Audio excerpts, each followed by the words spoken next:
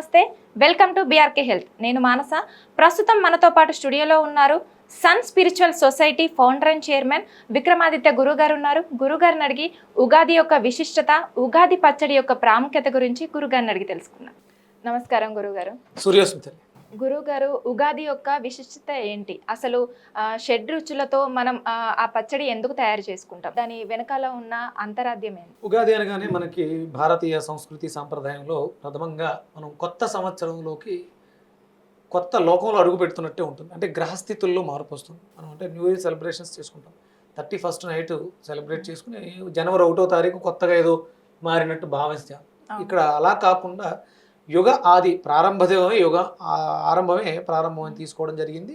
అలాగే ప్రకృతిలో కూడా చాలా మార్పులు వస్తూ ఉంటాయి. చెట్లన్నీ కూడా ఆకురాలు చేసి వసంత ఋతువులో కరువు పెడుతూ చిగురిస్తూ ఉంటాయి. ప్రథమంగా వచ్చేటువంటి ఈ సీజన్లో మనకు వచ్చేటువంటి కొన్ని రకాల పదార్థాలని మేళవించి ఇది ఔషధము, మన శరీరానికి ఆరోగ్యాన్ని చేకూర్చేటువంటి ఔషధంగా ఒక పదార్థాన్ని తయారు చేసుకుంటాం. ఆ పదార్థమే మనకి ఈ ఉగాదికి ప్రాముఖ్యతను తీసుకొస్తుంది. దాంట్లో ప్రధానంగా మనం వేప పూత, ప్రతిదీ దేవతా వృక్షం కింద చెప్పబడి ఉంటుంది. జ్యోతిష్ శాస్త్రంలో, హిందూ ధర్మశాస్త్రాల్లో ప్రతిదీ కూడా దేవతా వృక్షమే. అందులో ప్రధానంగా వేపను తీసుకోవడానికి, వేపలో యాంటీ క్యాన్సర్ ప్రాపర్టీస్, మనకి యాంటీ ఇన్ఫ్లమేటరీ అనాలిసిక్, ఇలాగా వ్యాధి నిరోధక శక్తిని పెంపొందించుకోవడం అద్భుతమైనటువంటివి చాలా గుణాలు ఉన్నాయి. దాంట్లో ఈ సీజన్లో మనకి ఈ వసంత ఋతువులో, ఈ చైత్రమాసంలో వచ్చేటువంటి ఈ ఋతువులో ఉగాది రోజు మనం వేప పూతకి ఎక్కువ ప్రాధాన్యత ఇస్తాం. పూతకు ముందుగానే వచ్చినటువంటి మామిడికాయ మనం పులుపుకి ప్రాధాన్యంగా తీసుకుని మామిడికాయను కూడా వాడతాం. అలాగే చింతపండు కూడా ఈ సీజన్లోనే చింతకాయలు కూడా వస్తాయి. ఇప్పుడు దౌర్భాగ్యం ఏంటంటే డాక్టర్లు చింతపండు తినొద్దు అంటున్నారు. మరి వేసుకోవాలి, పులుపు తినొద్దు, మాట అసలు పులుపే తినొద్దు అని అంటున్నారు. ఎందుకు తినొద్దు అంటున్నారు? తినొద్దు అంటున్న వాళ్ళకి తెలియదు, తింటాం మానేసిన వాళ్ళకి కూడా తెలియదు. చింతకి చాలా విశిష్టత ఉంది. అందుకని ఇక్కడ మనం ఇప్పుడు మన మామిడికాయ కూడా పుల్లగానే ఉంటుంది, కానీ ఇక్కడ ప్రధానంగా చింతపండుని కూడా తీసుకోవడం జరుగుతుంది. ఇది చింతపండులో వ్యర్థాలని విసర్జించే గుణం ఎక్కువగా ఉంటుంది. ఎండోక్రైన్ గ్లాండ్ సిస్టమ్ యాక్టివ్ అవుతుంది. అంటే ఇప్పుడున్న దౌర్భాగ్యం ఏంటి అంటే కోసినట్టు కోల్డ్ స్టోరేజెస్లో పెట్టడం వల్ల చింతపండు ప్రమాదం అవుతుంది తప్ప చింతపండు వల్ల ప్రమాదం కాదు. చింతపండుని తీసుకెళ్ళి కోల్డ్ స్టోరేజెస్లో స్టోర్ చేయడం వల్ల చింతపండు విషంగా తయారవుతుంది తప్ప చింతపండు వల్ల కాదు. చింతపండుని మనకి పూర్వం రోజుల్లో కోచి ఒలిచి ఎండబెట్టి జాడీల్లో దాచుకునేంత విలువైంది. ఏమున్నా లేకపోయినా చింతపండుని నిలవ పెట్టుకుని, ఉప్పు, చింతపండు, కొన్ని రకాల ధాన్యాల్ని నిలవ పెట్టుకునేవారు. వర్షాకాలం ఏ సీజను మనకి ఎలాంటి పరిస్థితులు వచ్చినా సరే ఇవి ఉంటే చాలు బ్రతికేయచ్చు అన్నట్టుగా దీన్ని దాచేవారు. అంటే ఆహారానికి రుచినివ్వడం కానీ, మనకి ఆరోగ్యాన్ని ఇవ్వడంలో కానీ చింత చాలా అద్భుతమైనటువంటి ప్రాముఖ్యతను సంతరించుకుంది. మనం ఇందులో ప్రధానంగా 6 రుచులను తీసుకుంటాం. షడ్ రుచులు అంటే ఇక్కడ మన శరీరంలో 12 రకాల ఎనర్జీ పాయింట్స్ ఉంటాయి. అందులో ప్రధానంగా 6 ఎనర్జీ పాయింట్స్: ఊపిరితిత్తులు, లివరు, గుండె, ప్యాంక్రియాసు, ఇలా కొన్ని ఇంటర్నల్ ఆర్గాన్స్ ఉన్నాయి. ఈ 6 ఆర్గాన్స్ని యాక్టివ్ చేయడానికి ఒక్కొక్క పదార్థానికి ఒక్కొక్క రుచి. పులుపు వచ్చినట్టు మనం కళ్ళు చిన్నవి చేస్తాం. ఆ పులుపు రుచికి మన ఇచ్చే ఎక్స్ప్రెషన్ అంటాం. అంటే ఇక్కడ భావ వ్యక్తీకరణ ప్రధానంగా తీసుకునేది. అలాగే చింతపండు ఇది పుల్లగా ఉంటుంది, అంటే ఈ పులుపు పదార్థం వెళ్ళి లివర్ని యాక్టివ్ చేస్తుంది. అలాగే కారం నోట్లో పెట్టిననే, నువ్వు కారం అనేప్పుడు ఎలా ఎక్స్ప్రెషన్ ఇస్తావు? ఇప్పుడు ఏం యాక్టివ్ అయింది? రెస్పిరేటరీ, ఊపిరితిత్తులు. అంటే ఇక్కడ ప్రతిదీ కూడా మన ఆర్గాన్స్ మీద పనిచేస్తుంది. అలాగంటే చాలామంది చెప్తారు, రాబోతున్నటువంటి సుఖ దుఃఖాలు, కష్ట సుఖాలు, వీటిలన్నింటినీ ఆధారంగా చేసుకుని ఈ రుచులు పెట్టారు, షడ్ రుచులు అని అంటారు.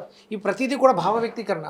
ఏడుపు వస్తుంది, దుఃఖం వస్తుంది, ఇవన్నీ ఎక్కడి నుంచి వస్తున్నాయి? మన ఇంటర్నల్ ఆర్గాన్స్ సరిగా పనిచేయకపోతే, అనారోగ్యం ఏదైనా వస్తే ఆ సమస్యని, కొంతమంది భయమే, అదే కొంతమంది బొద్ది కంటే భయపడతారు, కొంతమంది పాము చేత్తో పట్టుకుని కూడా భయపడరు.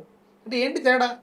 పాము ఎవరికైనా పామే, కరిస్తే ఎవరైనా చనిపోతారు, కానీ ఆ వ్యక్తులలో ఉన్నటువంటి ఆర్గాన్స్ బలహీనంగా ఉండడం వల్ల ఆ భయం, లేకపోతే ఇన్ఫీరియారిటీ కాంప్లెక్స్, లేకపోతే కాన్ఫిడెన్స్ లేకపోవడం, ఇవన్నీ కూడా భావ వ్యక్తి. వీటిలన్నిటినీ కూడా సమతులనం చేయడానికి ఈ పదార్థాలు, ఈ ఉగాది పచ్చడిలో వాడేటువంటి రుచులు. మన అందులో వాడేది బెల్లం, తీపి, పెద్ద పేగులకి చాలా ఉపయోగకరం. అలాగే కారం ఊపిరితిత్తులకి, పులుపు లివర్కి, చింతపండు కిడ్నీలకి. ఓకే. అంటే ఇప్పుడు చింతపండు వాడకం తక్కువగా ఉంది, కిడ్నీ పేషెంట్లు ఎక్కువగా ఉన్నారు. చింతపండు వాడకం పెరిగితే కిడ్నీ పేషెంట్లు తగ్గుతారు. మిరియాల వాడకం పెరిగితే రెస్పిరేటరీ ఊపిరితిత్తుల రోగులు తగ్గుతారు. బెల్లాన్ని వాడితే ఇప్పుడు చాలామందికి కాన్స్టిపేషన్ ప్రాబ్లం ఉంది, మల విసర్జన అవ్వట్లేదు, లార్జ్ ఇంటెస్టైన్స్ ప్రాబ్లం. బెల్లం వాడితే పెద్ద పేగులు బాగుంటాయి, పెద్ద పేగు క్యాన్సర్ తగ్గుతుంది. మామిడికాయ, మనం ఇక్కడ వాడేటువంటి ఈ షడ్రుచులన్నీ కూడా మనకి ఆరోగ్యాన్ని ఇచ్చేవి. ఇవి సశాస్త్రీయంగా ఉండాలి. ఇది క్షారం, మిరియాల పొడి.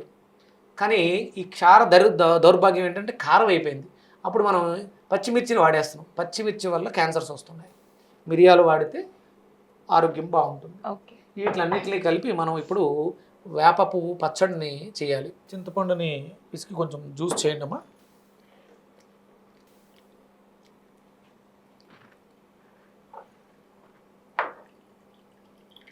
చింతపండు నీళ్ళలో వేప పువ్వు వేసుకున్నాం. అలాగే మామిడికాయ ముక్కలు, కొత్తగా వచ్చినటువంటి ఈ సీజన్లో కొత్తగా వచ్చినటువంటి మామిడికాయని మనం వాడుతున్నాం. దాంతోపాటు కొంచెం మిరియాల పొడి, అలాగే కొంచెం ఉప్పు, లవణము అంటారు, తీపి బెల్లం, వేపలో ఉన్నటువంటి చేదు, చింతపండులో ఉన్నటువంటి పులుపు, మిరియాల్లో ఉన్నటువంటి కారము, మామిడికాయలో ఉన్నటువంటి వగరు, చింతపండు పులుపు. 6 రుచులు మన శరీరంలో మేజర్ ఆర్గాన్స్. ఈ ఆర్గాన్స్ ఆరోగ్యంగా ఉంచుకోవడం కోసం, అంటే మనకు వచ్చేటువంటి సీజన్లో ప్రతి ఫ్రూటు కూడా మనకు ఆరోగ్యాన్ని చేకూర్చాలి.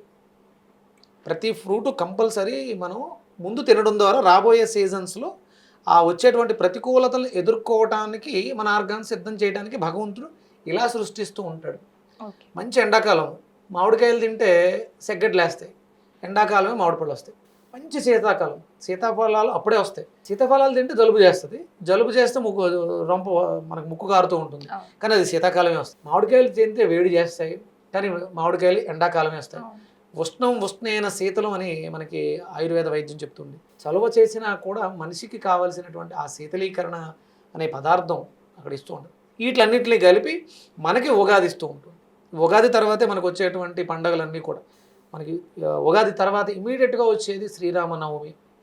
ఇలా అద్భుతమైనటువంటి ఒక సాంప్రదాయాన్ని, ఆరోగ్య విధానాల్ని మేళవించి తయారు చేయబడిందే హైందవ సంస్కృతి సాంప్రదాయం. వేదాన్ని అనుసరిస్తూ ఉంటుంది. అందుకని మనది సనాతనమైనది, శాశ్వతమైనది. మధ్యలో చాలా రకాలు వస్తూ ఉంటాయి, పోతూ ఉంటాయి, మాట్లాడుతూ ఉంటారు, దేనికి ప్రమాణం ఉండదు. కానీ ఇది అద్భుతమైనటువంటి శాస్త్రీయ ప్రమాణాలు కలిగినటువంటి వైదిక మతం హిందూ మతం. హిందూ మతంలో ఉగాదికి ఇంత వైశిష్టం ఉంది. ఈ పచ్చడికి కూడా ఆరోగ్యాన్ని చేకూర్చి, ఇది కులమతాలకు అతీతం.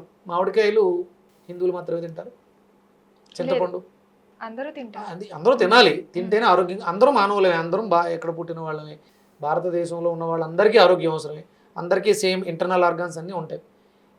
కులమత వైషమ్యాలతో కొట్టుకుని బాధపడకుండా అందరం కూడా సఖ్యతతో, ఐకమత్యంతో ఉగాదిని జరుపుకుందాం. ఆరోగ్యాలతో సుఖంగా సంతోషంగా జీవిద్దాం. ఉగాది పచ్చడి రెడీ అమ్మా. ఓకే గురుగారు, టేస్ట్ చూద్దాం.